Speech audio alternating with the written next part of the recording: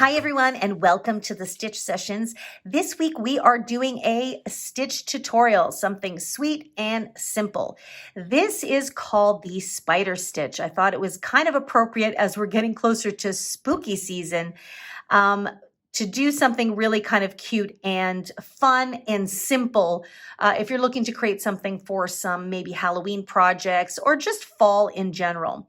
So this is the spider stitch, and in this swatch, it doesn't look as spidery as it does in some other swatches that I've done in a lighter weight yarn. So I used a bulky number 5 for this.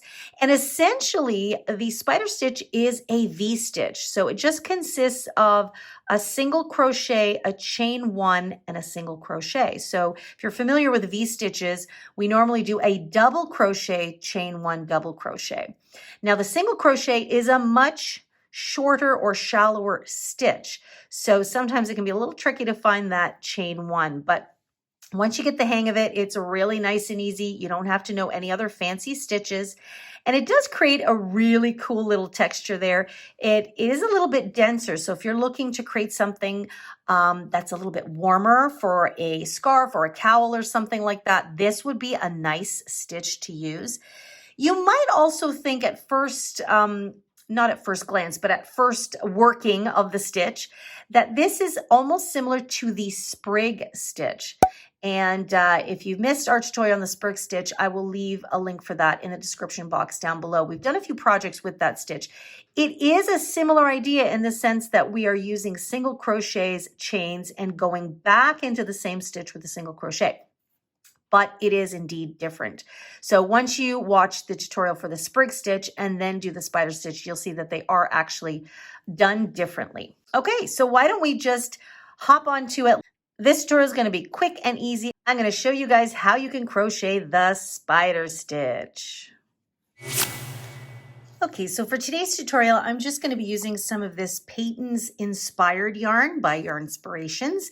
And you would have seen me use a little bit of this in just last week's tutorial when I worked on the acorn poof pillow or / pumpkin poof pillow.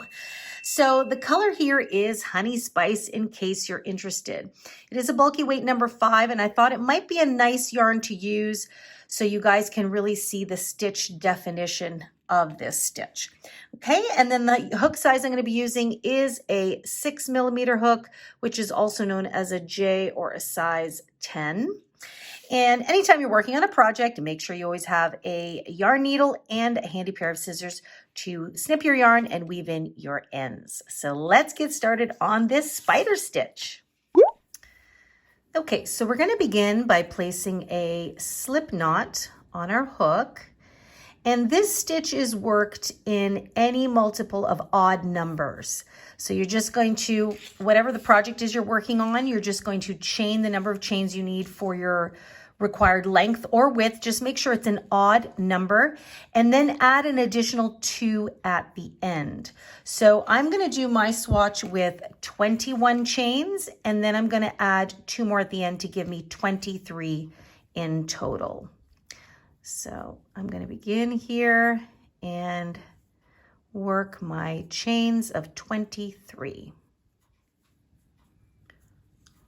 22 and 23 chains. So there we go. Now we're going to begin row number 1.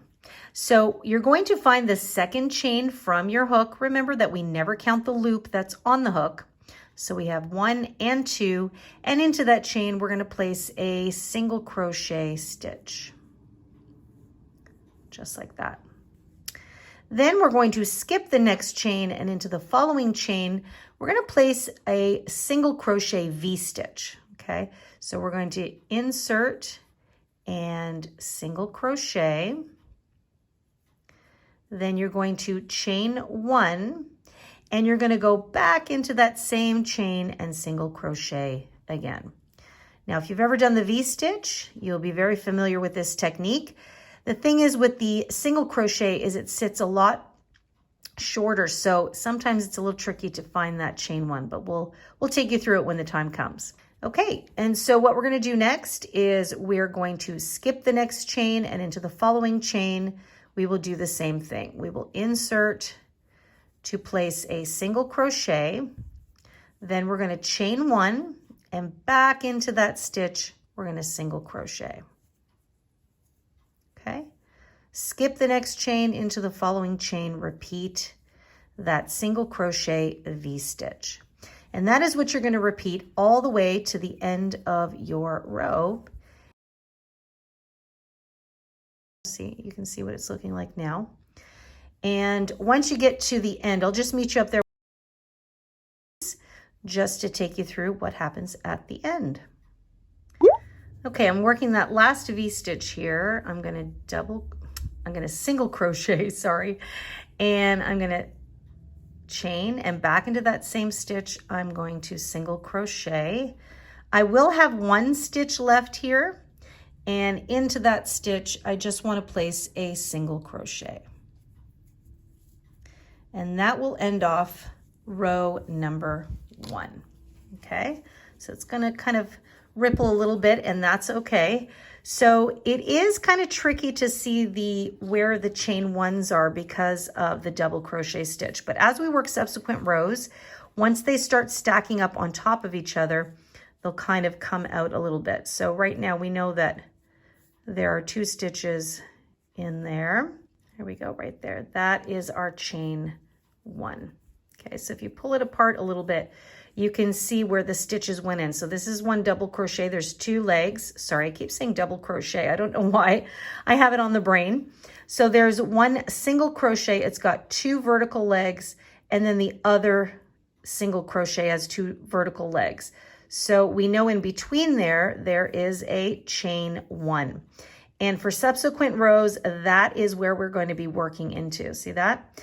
So it can be a little tricky to see because it's such a short stitch, but once you do subsequent rows, it's such a cool texture and design. So let's go on to row number 2 and talk about how you're going to continuously repeat now. So the first row is what I always call the establishing row. So it just takes a minute to kind of figure out where to place your stitches. But now that you've got these V's set up, all the other rows should be the same. So whenever you start a new row, just chain 1, turn your work, and single crochet right back into that very first stitch to get you started on your row. And now what we're going to do is we're always going to find the chain 1 spaces. So you definitely have to pull your work apart so you can see there.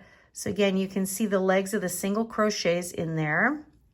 And then you can just pull that apart to find your chain 1 stitch, okay, which is right there. And then you would insert your single crochet, chain 1, and a single crochet.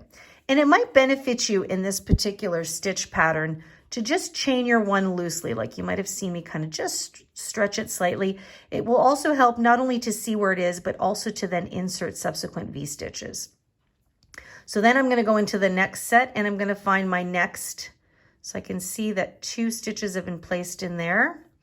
And my chain 1 is right there. So I'm just going to place my next single crochet V-stitch. So single crochet, chain 1. See, I'm kind of keeping it a little bit loose, and single crochet. And you just keep stacking each V-stitch on top of the previous V-stitch of the previous row.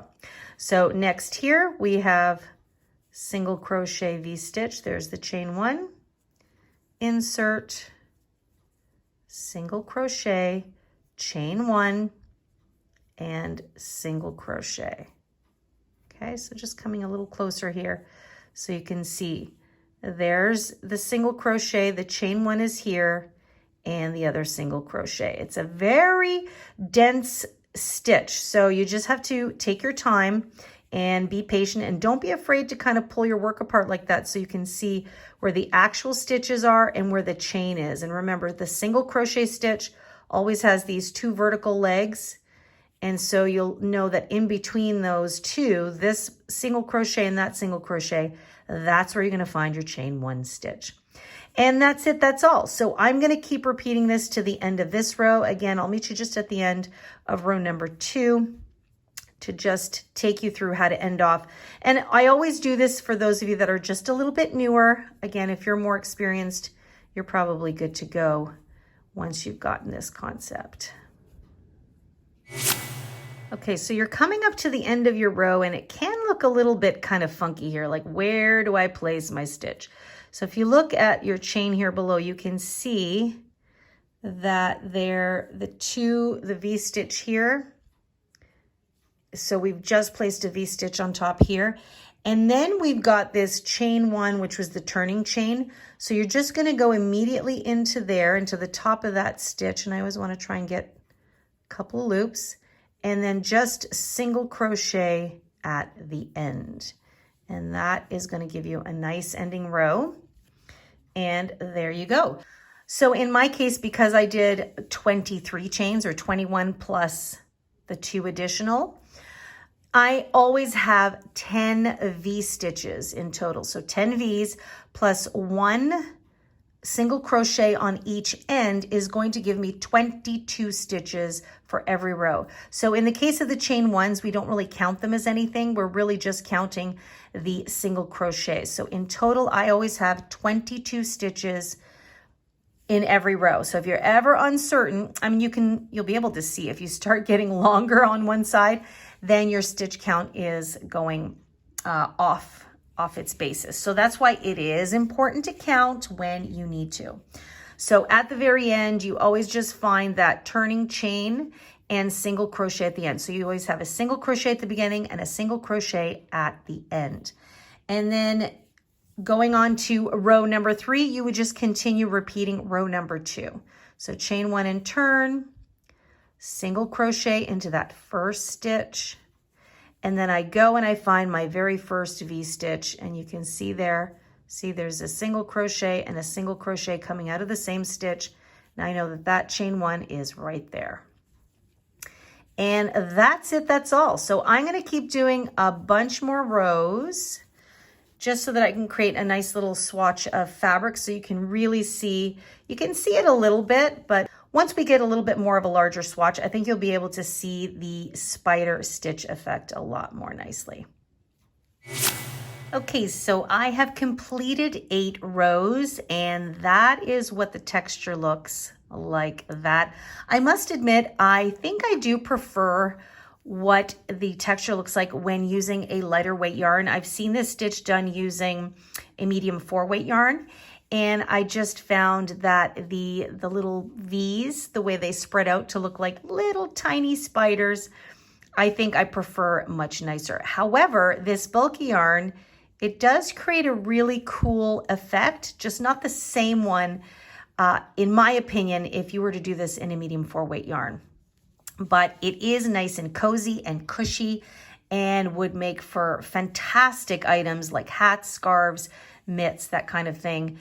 Or whatever else your imagination is inspired to make. So what do you think you're going to make with this stitch? Let me know in the comments down below. Are you going to do the traditional route like a hat or a scarf? Or are you going to try your hand at something a little bit different? In any case, I hope you found that this stitch is much easier than you might have initially thought it was going to be. Just single crochets and chain stitches, and you are good to go. Now, as always, if you have any further questions, please do leave them for me in the comment box down below. But as always, you can also email me directly at info@crochetcrafty.com. I know a lot of you do like to actually just send me emails directly, and I'm very happy to answer any questions that you may have. And you guys know what I'm going to tell you. Come visit me on the website, crochetcrafty.com. Lots of fantastic tools for you, sizing charts, crochet planning templates, free patterns on our Etsy shop, all kinds of cool things. And don't forget, you can come say hi to me on one of the socials of Facebook and or Instagram at The Stitch Sessions. All right, so that's it for me today. A nice short and sweet stitch tutorial. So I hope you have a great time using your spider stitch on any project you desire. And I will see you guys in next week's session. So in the meantime, happy crocheting, take good care of yourselves, and I'll see you guys then. Bye-bye.